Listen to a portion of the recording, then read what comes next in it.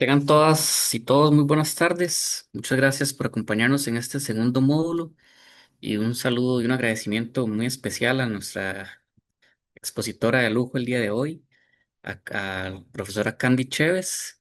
Voy a hacer una breve descripción de Candy y le doy seguido paso a la exposición.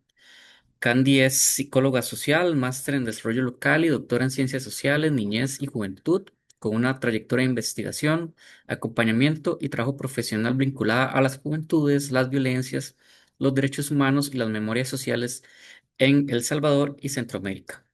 Su trabajo académico se ha centrado particularmente en las experiencias de las juventudes en contextos de violencia y exclusión, así como las relaciones entre juventud, territorio, memoria, poder y desigualdad.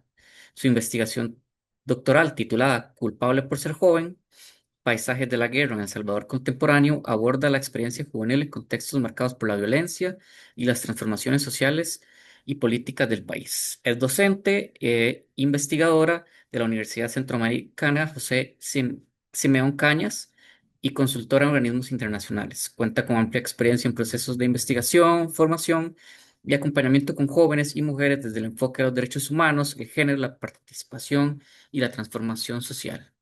Y es para nosotros un honor, para el equipo de Agenda Joven y para todas las personas, estudiantes que estamos acá el día de hoy, contar con usted, Candy. Así que adelante, por favor.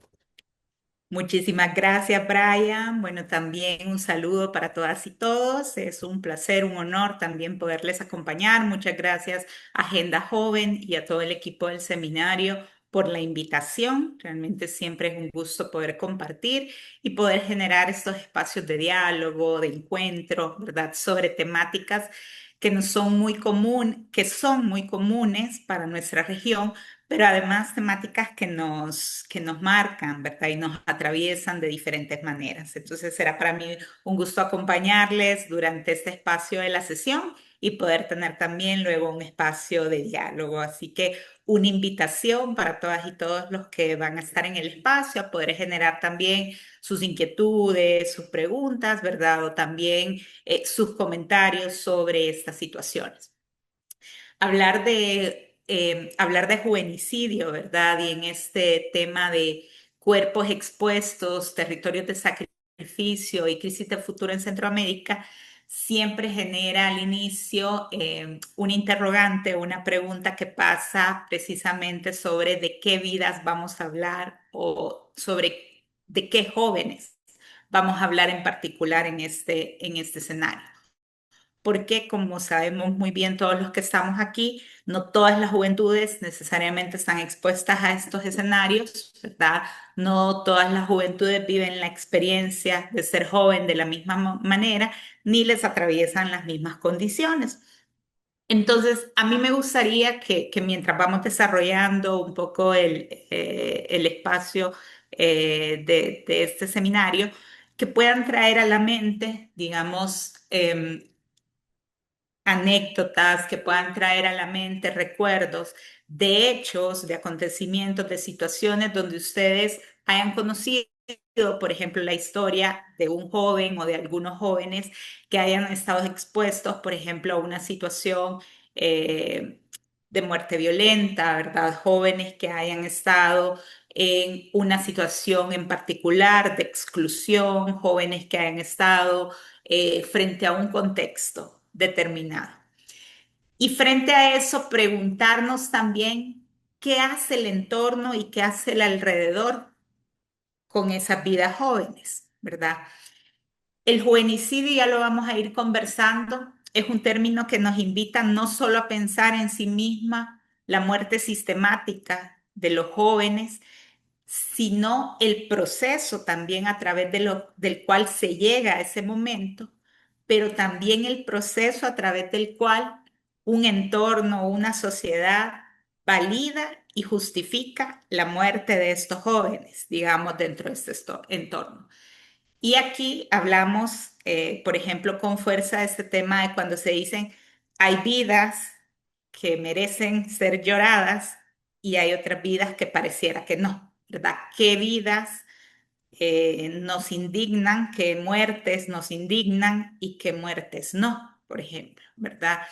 Y hay hablando de territorios de sacrificio, eh, siempre, por ejemplo, el tema del juvenicidio, cuando lo hemos intentado abordar desde un tema un poco más desde el mito griego, vamos a decir como tal, siempre el que ha sido para nosotros una referencia de metáfora es el sacrificio de Atenas, ¿verdad? El sacrificio de Atenas y el laberinto del Minotauro, porque entonces es todo el concepto de esas sociedades que tienen que sacrificar a unos jóvenes en particular para que la sociedad siga existiendo y para que la sociedad se siga manteniendo dentro de cierto esquema como tal. Entonces, antes de empezar, digamos, un poco más a hablar, me gustaría que puedan traer a su mente, mientras hablamos de este tema, específicamente casos, hechos que ustedes de alguna forma los hayan conocido o los hayan leído o los hayan visto, pero que les hayan representado en algún momento, digamos, una inquietud frente al tema de la muerte de los jóvenes. Y aquí me gustaría comenzar precisamente para que nos podamos ubicar en esta parte de qué vidas o de qué jóvenes nos estamos refiriendo, un poco para tener de base el concepto de juvenicidio un poco y aquí partir de que el concepto de juvenicidio como tal no es un concepto que nace necesariamente desde un campo teórico como tal, sino que el concepto de juvenicidio se posiciona ante la necesidad de dar un nombre a un hecho o a una situación particular y que en ese sentido, ¿verdad? Los autores que son considerados un poco como los fundadores, vea un poco quienes le dan vida al concepto de juvenicidio, lo hacen frente al caso de Ayotzinapa, ¿verdad? Los 43 jóvenes desaparecidos en Ayotzinapa. Y entonces la necesidad de poder nombrar un hecho como este hace que se busque, digamos, un concepto que pueda dar una fuerza a esto que está ocurriendo. Porque además vamos a ver que a partir de que se nombra esto, empezamos como en un radar en toda Latinoamérica a identificar que no solo es en Ayotzinapa, sino que en distintos países de Latinoamérica se está viviendo una situación similar. Y entonces encontramos que los jóvenes negros en Brasil están viviendo una situación similar, que los jóvenes en Colombia están viviendo otra situación similar, que los jóvenes en Centroamérica están en una situación similar, ¿verdad? Y entonces empieza a construirse un mapa donde de alguna forma esas características y esas condiciones son patrones que se identifican en distintos países originalmente latinoamericanos, pero que luego se retoma también en Europa, ¿verdad? En España, en África, digamos, para poder comprender un fenómeno en particular. Entonces, digamos que hay que partir del hecho de que el juvenicidio como tal no es un sinónimo de homicidio, ¿verdad? Si no estamos hablando de cualquier muerte de joven ni que se da en cualquier contexto, porque generalmente a uno en esta parte siempre le generan los asuntos de, por ejemplo, si es juvenicidio, el joven que murió en la noche, ¿verdad? En un accidente. Si es juvenicidio, el asesinato, por ejemplo, de dos jóvenes entre una riña, digamos, una riña barrial, ¿verdad? O una situación. Entonces, dentro de este contexto es súper importante poder partir de qué características como tal podemos identificar dentro del concepto de juvenicidio. Y que el juvenicidio, digamos, lleva primero que es todo un proceso, ¿verdad? No es solo como el hecho, no es solo la muerte como tal, es un proceso continuo y sistemático. En México usan mucho, bueno, en Colombia usan mucho la palabra de por goteo, como una muerte por goteo, ¿verdad? Porque va ocurriendo de distintas maneras y todo, pero cuando un poco los aglutinas, puedes identificar que están en el mismo proceso. Y una muerte que se da dentro de un contexto social particular, un contexto social donde hay un abandono del entorno, hay una precarización del entorno, ¿sí?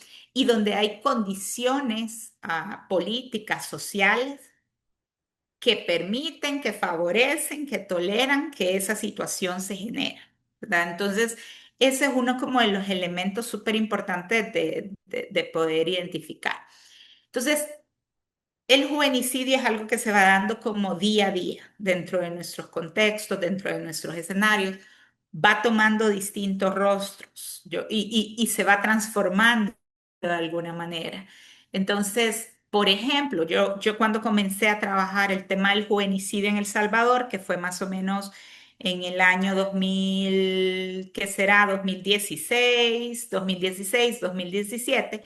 Por ejemplo, el cómo se leía o cómo podíamos leer el juvenicidio en El Salvador estaba muy vinculado desde un contexto, por ejemplo, de violencia social, muy atribuido a las pandillas, digamos, como un escenario y como un paisaje que permite que se pueda generar como condiciones para el juvenicidio. Y dentro de esto, actores claves como la policía y la Fuerza Armada, ¿verdad? Entonces, ¿qué sucedía, por ejemplo, para nosotros en esos primeros años al intentar leer el juvenicidio desde El Salvador? Para nosotros, leer el juvenicidio implicaba poder ver eh, que, por ejemplo, un joven era asesinado el día de hoy y si en la noticia decía se presume, se presume vínculos con pandillas, por ejemplo, automáticamente la gente decía, bueno, no importa.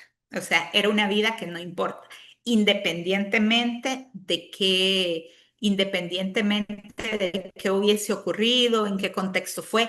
Es decir, solo esa etiqueta hacía que ya no importara el querer conocer y que fuera una muerte, entre comillas, justificada, vamos a decir, que eso es lo que el juvenicidio de alguna manera crea en un contexto que justifica la muerte de los jóvenes bajo un discurso,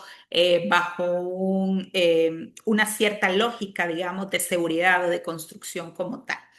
En ese sentido, por ejemplo, en el caso de El Salvador en particular, es algo que ha venido transitando. Entonces, desde el 2016, por ejemplo, que lo podíamos ver en un escenario más marcado, por ejemplo, eh, por las ejecuciones extrajudiciales que hacía la policía, la Fuerza Armada, por todos los casos que fueron como muy reconocidos o denunciados de abuso de poder de las autoridades frente a los jóvenes, frente a los cuerpos jóvenes en ese proceso, ha venido evolucionando a que hoy, por ejemplo, el juvenicidio lo leemos un poco más desde el contexto y el marco del Estado penal, por ejemplo, y de la cárcel también como un entorno de morir, ¿verdad? Y, por ejemplo, en el caso de El Salvador, que tenemos encarcelados a una gran cantidad de jóvenes, que no todos están vinculados con pandillas, ¿verdad? Pero solo el hecho de asumir que están de alguna manera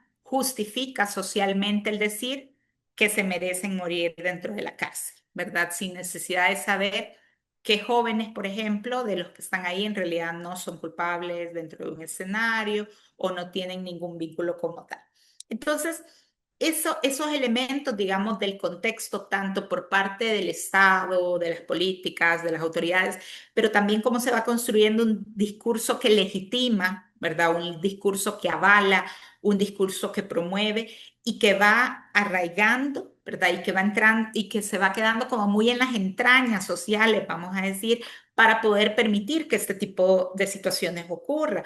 Por ejemplo, el año pasado en Ecuador también hubo un caso que tuvo como mucha fuerza, mucha voz, ¿verdad? De unos niños asesinados también en un barrio que por considerarlo barrio peligroso, por considerarlo gay, se consideraba que los niños habían sido muertos, digamos, en combate o en defensa de, pero que en realidad el discurso es completamente distinto a los hechos de alguna manera. Entonces, ahí es donde vamos encontrando como esos casos que van surgiendo en distintos lugares y que podemos reconocer y encontrar.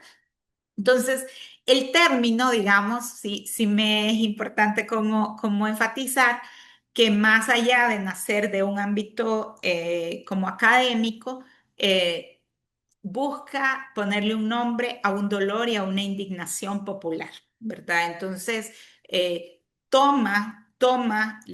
ahí sí la inspiración del feminicidio, ¿verdad? Para poder dar la explicación, aunque tienen en ese sentido como esos, digamos, el feminicidio, que es más de un movimiento popular que emerge y coloca este nombre, y en el caso del juvenicidio, ¿verdad? Que sí se buscan nombrar como el hecho para poderlo visibilizar, para poder dar forma y sobre todo para que no se considere como una muerte más, para que no se considere como algo que se puede traspapelar, ¿verdad? O dejar de otra manera. Aquí hay algo como muy fundamental y previo a que podamos entrar en las características muy particulares de Centroamérica, que tiene que ver con el concepto de la necropolítica estatal, ¿verdad? O sea, el juvenicidio como tal ocurre en territorios particulares que tienen exclusión económica, que tienen abandono institucional y que tienen toda esta lógica basada en la seguridad. Vamos a decir que en este caso muchos de los países avanzaron primero con el tema de políticas de mano dura, con el tema de sociedades, digamos, seguras, pero que van cargando o que van a la mano de todo el tema de la estigmatización y de la criminalización de un sector particular de los jóvenes, ¿verdad? Entonces, no estamos hablando que cualquier joven es sospechoso, sino que el joven sospechoso es el del barrio más precarizado. No estamos hablando que cualquier joven es sospechoso, sino el joven que tiene ciertos rasgos físicos, que tiene color de piel, ¿verdad? De ciertas características o que tiene facciones de ciertas características. Entonces, estas condiciones nos hacen considerar que existen necrozonas, por ejemplo, ¿verdad? Necrozonas eh, en las que de alguna manera se construyen. Aquí, por ejemplo, se construyen territorios, ¿verdad? Por ejemplo, para nosotros, en los tiempos, digamos, vamos a decir, de mayor presencia o visibilidad de las pandillas, había un tema muy fuerte de decir de dónde sos, ¿verdad? De qué territorio sos. Y para los jóvenes, para los chicos, para las chicas, muchas veces no podían decir de qué territorio eran porque eso les representaba como una condena adelantada, ¿verdad? Una condena adelantada por cualquier actor, ¿verdad? Porque, por ejemplo, si los chicos decían de qué zona eran para una entrevista de trabajo, les significaba que los consideraran delincuentes, consideraran pandilleros y entonces ya no los trataran de la misma manera en el proceso. Y si era en un entorno juvenil, por ejemplo, les podía representar estar en territorios de pandillas contrarias y que también fueran considerados como tal. Entonces, digamos, era una persecución desde distintos lados, desde distintas aristas, desde distintos actores, pero que los termina colocando a ellos como en el centro, ¿verdad? A ellos como siempre en el blanco de esas cuestiones, ¿verdad? Entonces, la necropolítica, de alguna manera, ha sido como una forma de gobierno que decide quiénes merecen vivir y quiénes deben morir, ¿verdad? Y aquí entra un concepto que ha sido o fue muy popular, que tiene que ver con el tema de las vidas desechables, ¿verdad? O sea, realmente, y que son también vidas sacrificables, ¿verdad? O sea, qué vidas pueden morir a cambio de, ¿verdad? Y qué vidas deberían de protegerse dentro del entorno. Cuando se hablan los discursos de los jóvenes como el futuro del país, los jóvenes, qué jóvenes son los que se están viendo como ese futuro del país, ¿verdad? Qué jóvenes sí se les está considerando que deben de ser vidas que se protegen y vidas que deben promoverse porque van a ser la continuidad de tal. Valenzuela, que es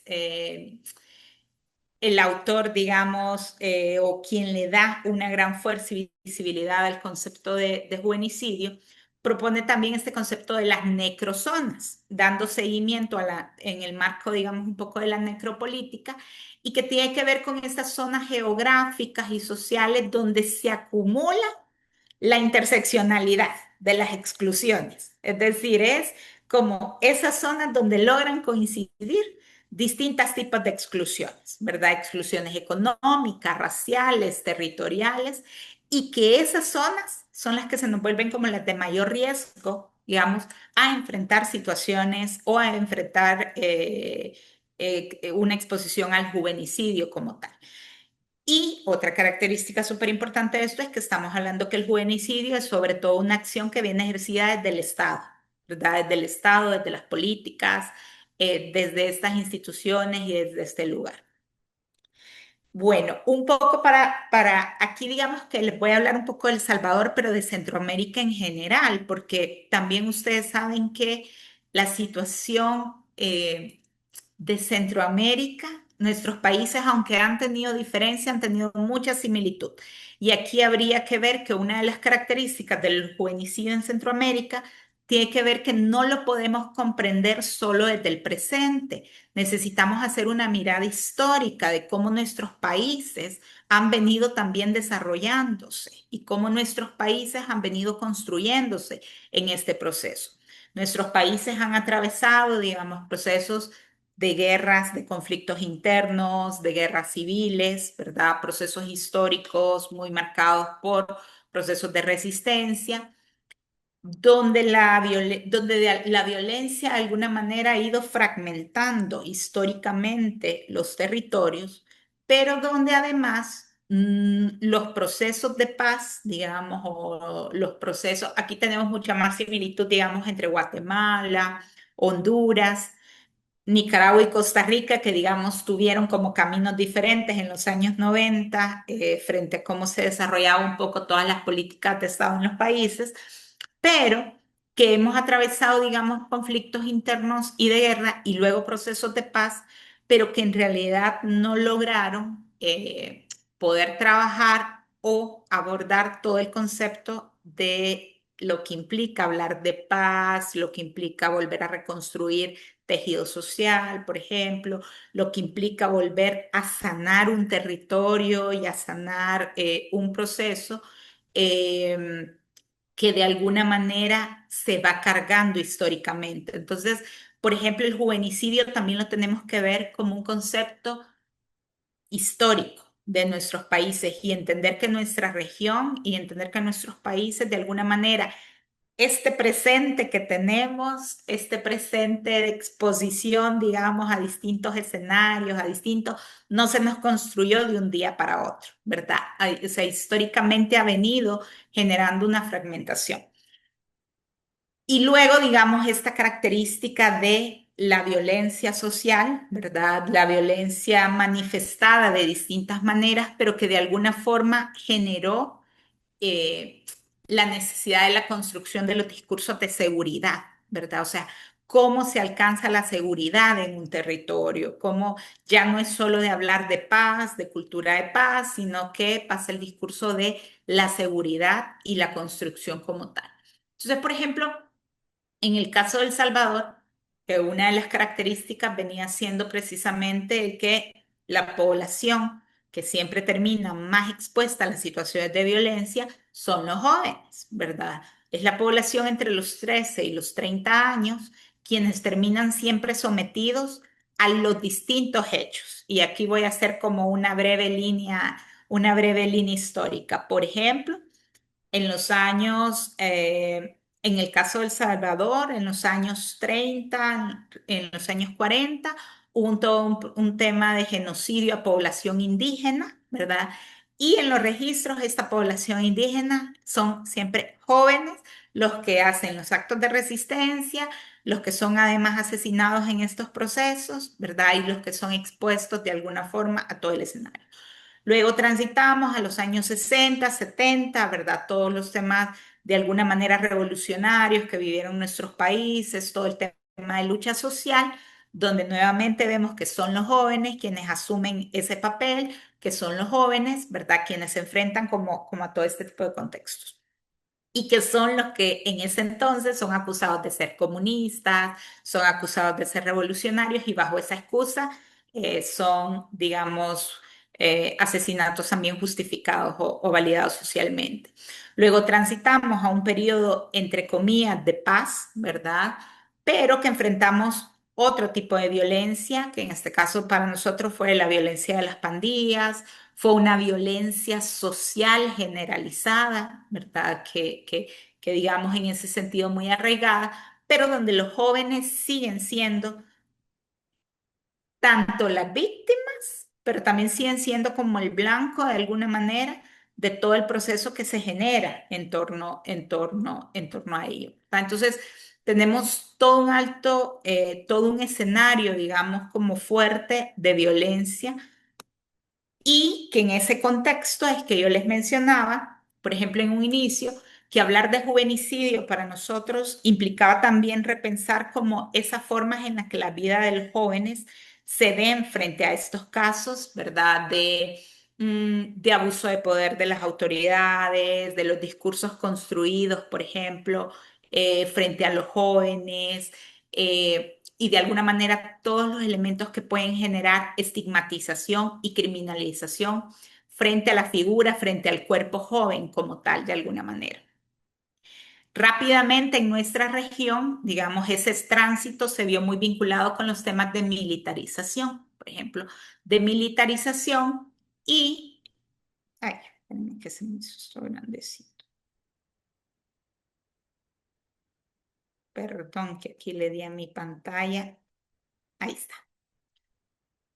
Entonces, frente a estos casos de militarización y de cambios de Estado y de políticas de Estado que, digamos, empiezan a transformar el tema de cómo abordar políticas de juventud, ¿verdad? Entonces, y sobre todo, que transitamos, digamos, a escenarios, por ejemplo, donde la seguridad se aborda a, vamos a decir, a sobre los cuerpos de los jóvenes, ¿sí? Y aquí es donde entra el concepto del sacrificio, ¿verdad? De alguna manera. Entonces, por ejemplo, el tema del régimen de excepción para el caso de El Salvador, ¿verdad? Que ha representado uno de los tránsitos más radicales de 2016-2020, que el tema era la muerte física de los jóvenes o la desaparición de los jóvenes. Desde el 22, eso da un cambio a ser, por ejemplo, la detención de los jóvenes como tal, ¿verdad? A ser la población carcelaria, digamos, de alguna manera el símbolo también de cómo se puede entender el juvenicidio de alguna manera.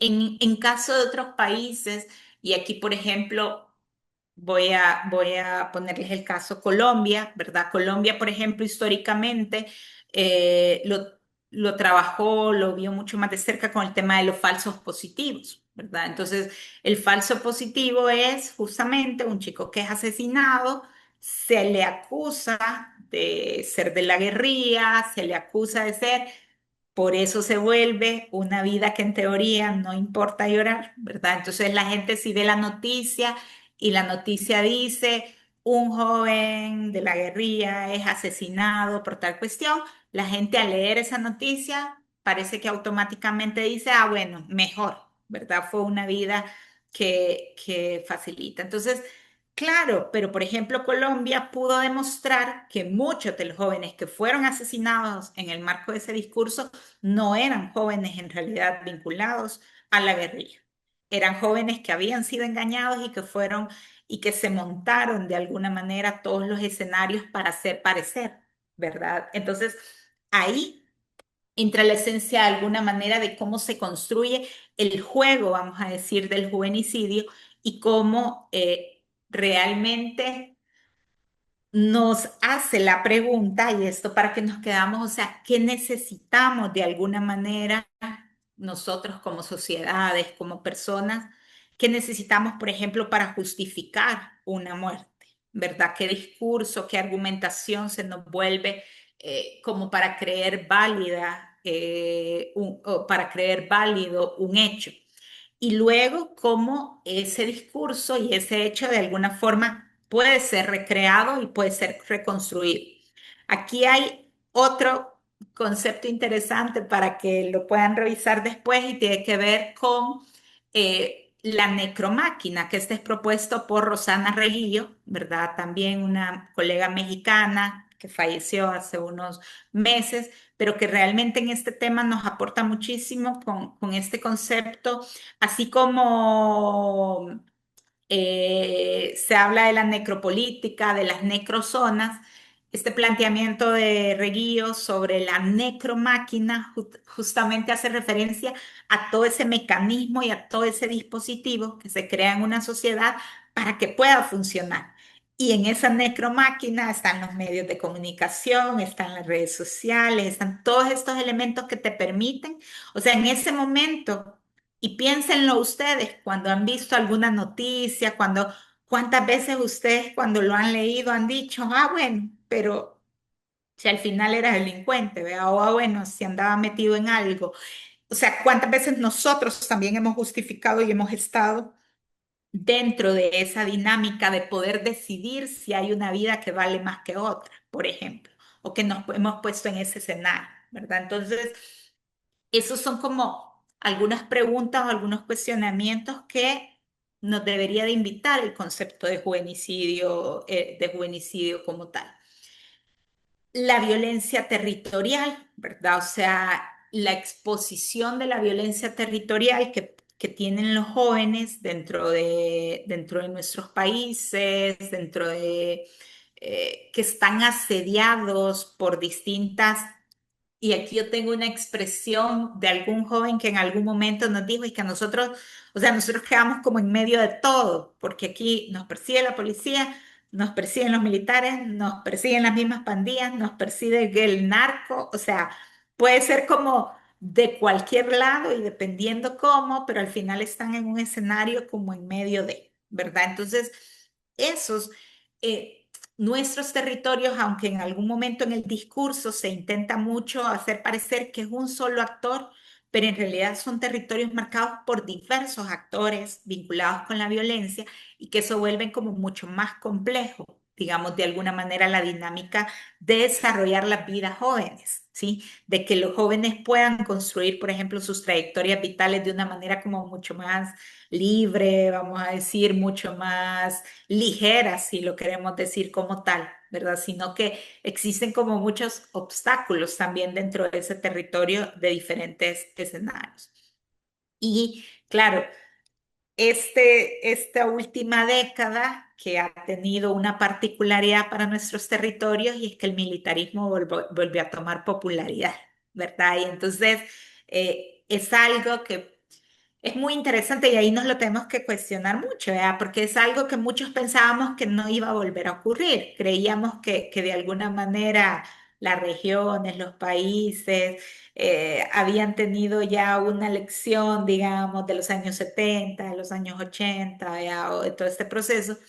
Pero frente a los escenarios actuales y como todo tema histórico, un poco cíclico, ¿verdad? Nos damos cuenta que no. Y entonces esta década en particular nos atrapa con el militarismo, ¿verdad? También como con el militarismo y con todas sus expresiones, digamos, de alguna manera, que tiene que ver con todo el manejo de la seguridad del Estado, ¿verdad? De también como el mismo tema de la estigmatización dentro de alguna forma en estos procesos, pero que se vuelve una alternativa, que se vuelve y una alternativa popular además, ¿verdad? Entonces, ahí entramos con mucha fuerza a este tema de lo que legitima, ¿verdad? Porque son al final estrategias o son aspectos que realmente no están siendo impuestos totalmente a la fuerza, que hay una sociedad que está pidiendo de alguna manera que eso ocurra, ¿verdad? Que hay una sociedad. Entonces, aquí también hay una forma de volvernos a preguntar, ¿verdad? ¿Cómo una sociedad llega a ese punto de poder demandar y pedir la muerte de otros tantos, ¿verdad? Y cómo se vuelve y cómo volvemos a repetir un poco todo este tema un poco de los circos romanos, vea, el asunto de poder exacerbar, ¿verdad? O poder hacer una demanda exhaustiva de que ocurran esas muertes, de que ocurran esas detenciones y la fuerza que puede tener el tema de los cuerpos de los cuerpos capturables, ¿verdad? Y aquí entra, digamos, la figura tanto del Estado como una parte clave, pero también de la delincuencia organizada, que en cada uno de nuestros países toma diferentes formas, vamos a decir, ¿verdad? O sea, en algunas tiene más fuerza, por ejemplo, el tema del narcotráfico, en otras tiene el tema de pandillas, el otro tiene como tema más de crimen organizado, pero en cada una, digamos, hay como toda una estructura, una forma que va retomando.